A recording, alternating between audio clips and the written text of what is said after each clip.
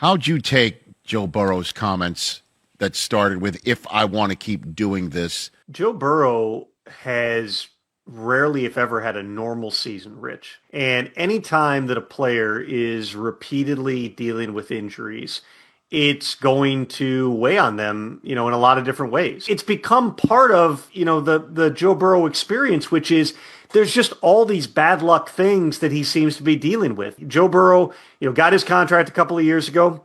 He made his push last spring, last January, February, that, hey, we need Jamar Chase, T. Higgins, Trey Hendrickson. We need all those guys back. And they did it. The guy who's not been available has been Joe Burrow. And that's not to blame Joe for, having the injuries that he's had. It's just the reality that, your best, your highest paid player, your most important player hasn't been out on the field.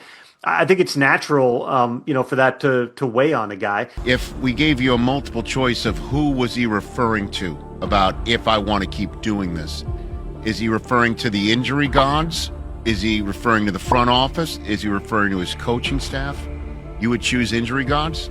Bengals, writ large. Those are your four choices. Because that sure sounds like something that might have been going through Andrew Luck's temples. That's the example was, Andrew Luck walking away when he did. And Andrew Luck played the game differently than Joe Burrow. Andrew Luck played like a linebacker. Joe, it's not as if he's, exposing himself. Like they have been, kind of freaky types of things. Tom, I hear you, but I'm the host of a sports talk radio simulcast on Disney Plus, ESPN app, and ESPN Radio. When I give you a multiple choice question, you must answer it. You know what I mean? Like injury gods. I believe it is injury gods as much as anything. Let's entertain the other options here. If we are talking, as you put it, coaches or Bengals writ large, the idea that Joe Burrow would, for instance, request a trade and that the Bengals would actually grant that request would be, I would categorize it as far-fetched for a variety of different reasons. Chief among them, the Bengals don't make trades. Mike Brown's philosophy has long been, these are my players and you can't have them. The idea that Joe Burrow, they're just going to go, well, Joe's, he's frustrated. We're just going to trade him away. Are there different levers that if he is feeling that way, that he and his agent could pull?